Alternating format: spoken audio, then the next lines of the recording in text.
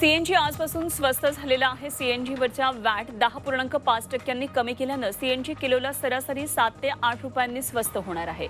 सीएनजीवर 13.5% मूल्यवर्धित कर आकारण्यात येत होता, आता तो 3% आकारला जाणार आहे आणि मूल्यवर्धित करात कपात केल्यानं सीएनजीचा दर किलोला 7 ते 8 रुपयांनी स्वस्त होणार आहे। विमानाच्या इंधनामध्ये 2% वाढ झाली आणि आता 1 किलो विमान इंधनासाठी 1,12,924 रुपये कंपन्यांना मोजावे लागणार आहेत। पेट्रोल आणि डिझेलच्या दरामध्ये आज कुठलाही बदल झालेला नाही। आजपासून रेडी रेकनरचे दर वाढले, त्यामुळे घरांच्या किमतींमध्ये वाढ होणार आहे। ग्रामीण भागामध्ये सरासरी 6.96%, नगरपंचायत क्षेत्रामध्ये सरासरी 3.62%, मुंबई वगळून महापालिका क्षेत्रात सरासरी 8.80%, तर मुंबई महापालिका क्षेत्रात सरासरी 2.34% वाढ करण्यात आली आहे। 2020 नंतर पहिल्यांदाच ही वाढ करण्यात आली आहे। आजपासून औषधांच्या किमती वाढणार आहेत। पेन किलर, अँटीबायोटिक्स, अँटीव्हायरससह अत्यावश्यक औषधांचा यामध्ये समावेश आहे। सरकारनं शेड्यूल्ड औषधांसाठी 10%हून अधिक दरवाढ करण्यास परवानगी दिली आहे आणि त्यामुळे सुमारे 800 औषधांच्या किमती या आजपासून वाढणार आहेत। आधारशी पॅन कार्ड लिंक न केल्यास आता दंड भरावा लागणार आहे। 30 जून 2022 पर्यंत 500 रुपये दंड आकारण्यात येईल आणि त्यानंतर दंडाची रक्कम 1000 रुपये इतकी होईल। 31 मार्च 2023 नंतर पॅन कार्ड आधार कार्ड लिंक न केल्यास पॅन कार्ड निष्क्रिय होईल।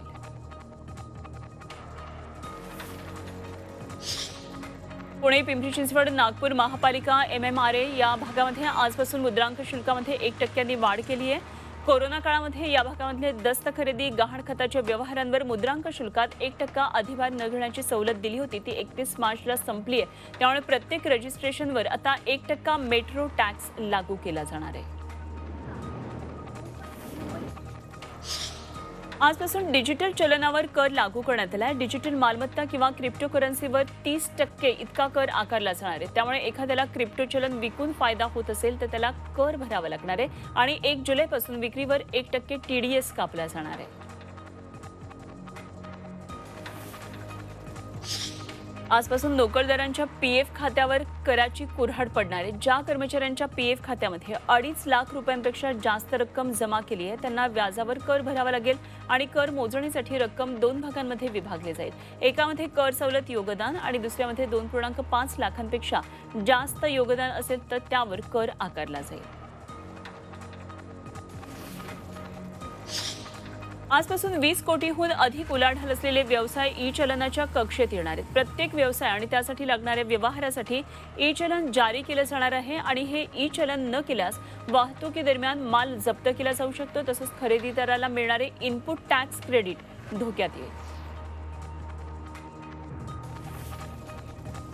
आजपासून राष्ट्रीय महामार्गाच्या प्रवास महागलाय। टोलच्या दरामध्ये 10 वरून आता 65 रुपयांपर्यंत वाढ करण्यात आली आहे। छोट्या वाहनांसाठी 10 ते 15 रुपये, व्यावसायिक वाहनांसाठी 65 रुपयांनी दर वाढवण्यात आले आहेत।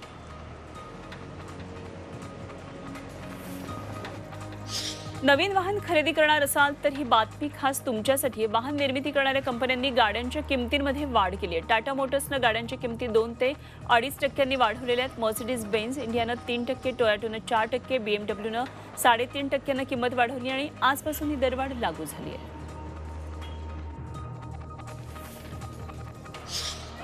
आजपासून कामावर न येणाऱ्या संपकरी एसटी कर्मचाऱ्यांवर कारवाई सुरू करण्याचा थेट इशारा परिवहन मंत्री अनिल परब यांनी दिला आहे। एसटी कर्मचाऱ्यांना कालपर्यंत कामावर रुजू होण्याचा अल्टिमेटम दिलेला होता। दरम्यान एसटी महामंडळामध्ये भरतीचं टेंडर तयार आहे आणि तब्बल 18,000 कंत्राटी कर्मचाऱ्यांची नियुक्ती करण्यात येणार आहे। कामावरती हजर होण्याचं आवाहन केलं, त्यांच्यावरच्या कारवाई।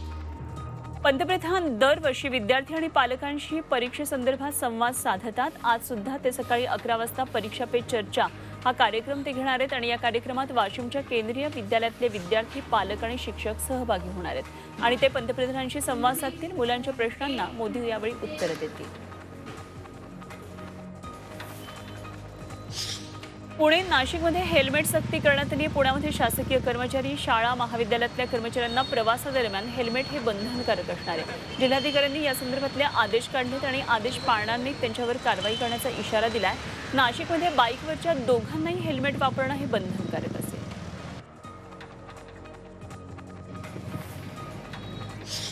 एप्रिल महिन्यामध्ये देशाच्या बहुतांश भागामध्ये तीव्र उन्हाळा जाणवणार आहे आणि संपूर्ण देशभरामध्ये तापमान हे सरासरीपेक्षा अधिक राहण्याचा अंदाज केंद्रीय हवामान विभागाने दिला आहे। यंदाचा मान्सून सामान्य राहणार आहे आणि सरासरीच्या 89 ते 113% पाऊस पडण्याचा अंदाज आहे।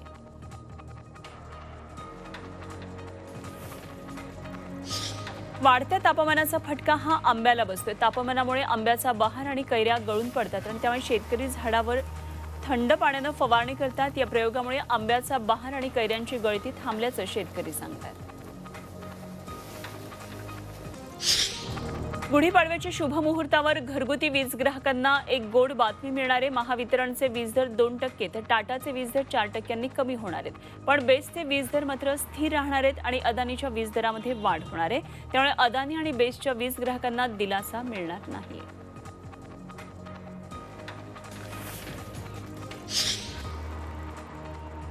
औरंगाबाद महानगरपालिकेनं सलग तिसऱ्या वर्षी लोकप्रतिनिधींविना अर्थसंकल्प मंजूर केला। यावर्षीचा अर्थसंकल्प हा 1728 कोटींचा आहे आणि यामध्ये रस्त्यासाठी 200 कोटी, पर्यावरण संवर्धनासाठी 56 कोटी, महापुरुषांच्या पुतळ्यासाठी 3.75 कोटींची तरतूद करण्यात आली आहे। पाणी पुरवठा आणि देखभालसाठी 135 कोटी रुपये देण्यात येणार आहेत।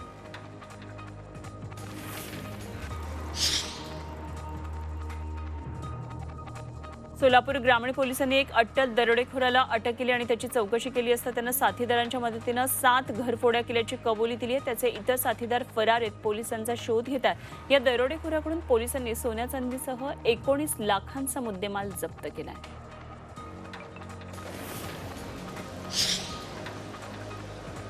शिरूरमध्ये एक व्यक्ती बँकेत पैसे भरायला घेऊन जात असताना चोरांनी त्याच्या पैशावर डल्ला मारला। बाळासाहेब खेडकर हे पिशवीमधून 7 लाख रुपये बँकेत भरण्यासाठी घेऊन जात होते आणि त्यावेळी 2 अज्ञातांनी मोटरसायकलवरून येऊन त्यांची पैशांची बॅग हिसकावली आणि यावेळी पिशवी फाटली आणि 70,000 रुपये चोरांच्या हाती लागले। पोलिसांनी 2 चोरांना अटकही केली।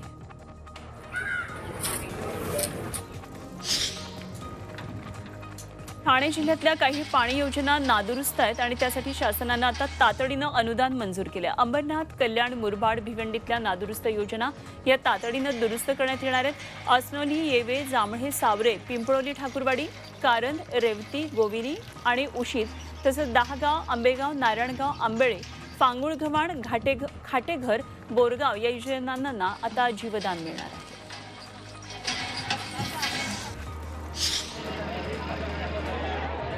यवतमाळच्या लोहारा मार्गावर बस आणि बोलेरो गाडीचा अपघात झाल्यानं 1 जण ठार आणि 7 जण जखमी झालेत। वळणावर बस अनियंत्रित झाल्यानं बस बोलेरोला धडकली आणि त्यानंतर बस नाल्यात कोसळली। जखमींवर जिल्हा रुग्णालयात उपचार सुरू आहेत।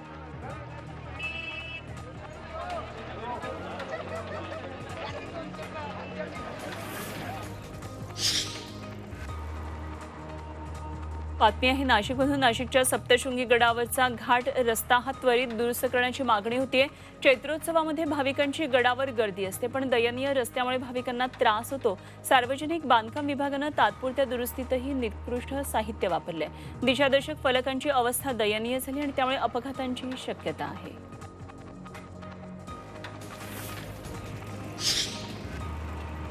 मुंबई गोवा महामार्गाच्या पळसपे इंदापूर मार्गाचं काँक्रिटीकरण होणार आहे। 3 एप्रिलला केंद्रीय मंत्री नितीन गडकरींच्या हस्ते कासू ते इंदापूर कामाचा प्रारंभ होईल।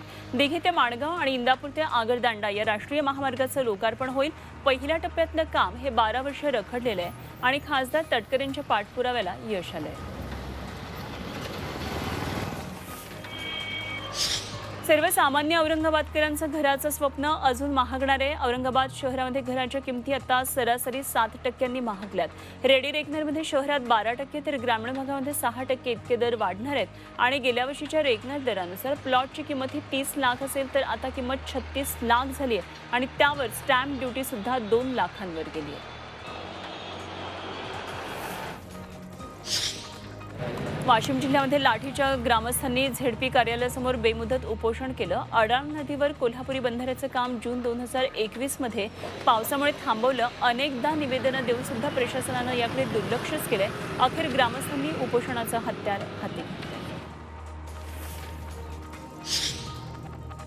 पुणे नाशिक महामार्गावर पोलिसांकडून महिनाभरात 1,29,00,000 रुपये दंड वसूल करण्यात आलाय। महामार्गावरचे अपघात, अवैध वाहतूक नियमांचं उल्लंघन अशा विविध कारणांसाठी हा दंड वसूल करण्यात येतोय।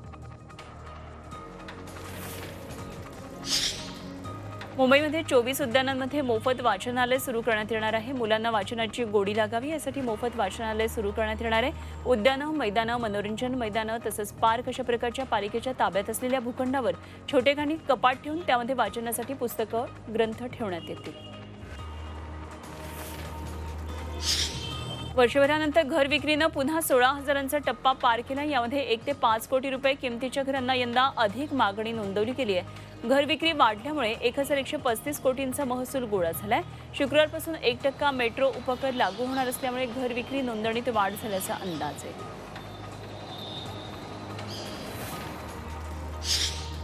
आता मोबाईल रिचार्जचा कालावधी 28 ऐवजी 30 दिवसांचा असेल। ट्रायनं या संदर्भात आदेश जारी केलेत। कमीत कमी पूर्ण 1 महिना सुरू राहावा असा प्लॅन असला पाहिजे असे आदेश दिलेले आहेत आणि कंपन्यांना त्यासाठी 60 दिवसांची मुदत दिली आहे।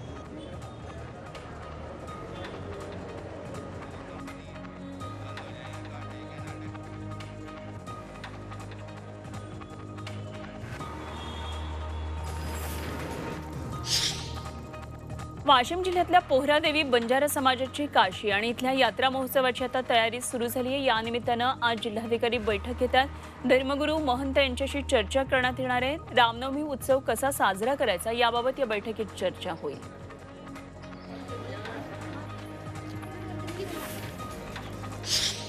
गुढीपाडव्यासाठी गाठ्या, हार कांड्याची मागणी असते आणि कच्चा माल महागला यंदा, तर कुशल कारागिरांची सुद्धा कमतरता आहे। 4 पिढ्या कारखाना चालवणाऱ्या सुराडे कुटुंबावर यंदा हा कारखानाच बंद करण्याची वेळ आली। दूध, लिंबू, साखर सगळंच महागलंय आणि उत्पादनही 50% घटलंय। बाहेरून माल घेण्याची वेळ उत्पादक आणि विक्रेत्यांवर आली आहे।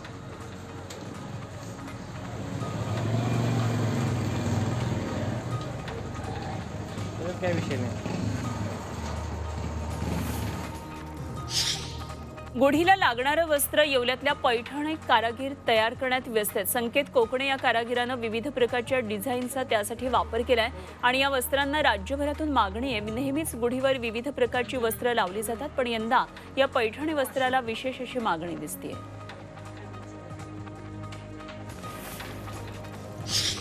सणासुदीला झेंडूच्या फुलांना मोठी मागणी असते। शेतकऱ्यांना त्यामधून चांगलं उत्पन्न मिळतं। सांगोला तालुक्यातल्या महूद गावातल्या केसकर कुटुंबियांनी 1 एकर झेंडूच्या फुलांची लागवड केली आहे आणि सध्या त्यांना किलोमागे 40 रुपयांचा दर मिळतोय।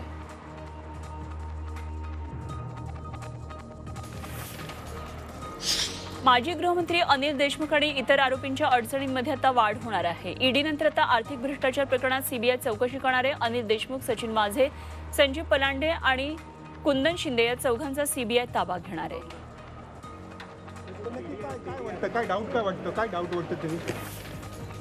नागपूरमधल्या वादग्रस्त वकील सतीश शुके यांना ईडीच्या टीमनं मुंबईत आणले। आज मुंबईतल्या पीएमएलए कोर्टात त्यांना हजर केलं जाणार आहे। ईडी कोर्टाकडे त्यांची कोठडी मागणार आहे। जमीन व्यवहार प्रकरणात ईडीनं सतीश शुकेंना ताब्यात घेतले आणि ते काँग्रेसचे प्रदेशाध्यक्ष नाना पटोले यांचे वकील आहेत।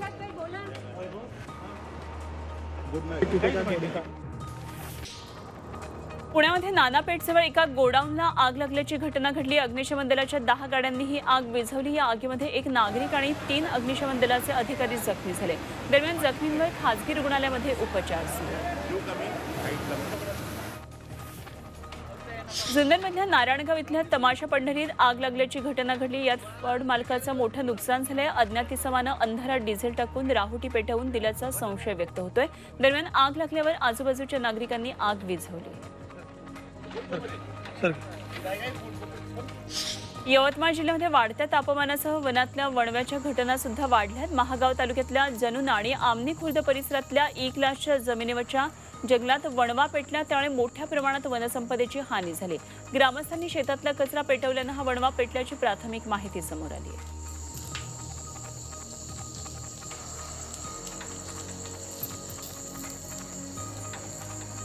गेल्या काही दिवसांमध्ये जंगलांमध्ये वणव्याच्या घटना या वाढत चाललेल्या आहेत। तर ह्या वणवे नेमके कशामुळे लागतात हे मात्र अद्याप कळू शकलेलं नाहीये।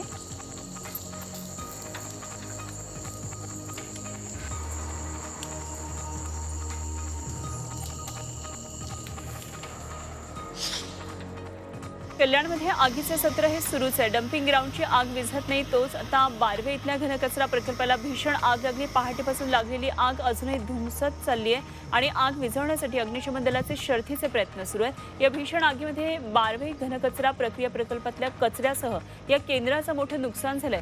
दरम्यान ही आग कशामुळे लागली हे मात्र कळू शकलेलं नाहीये.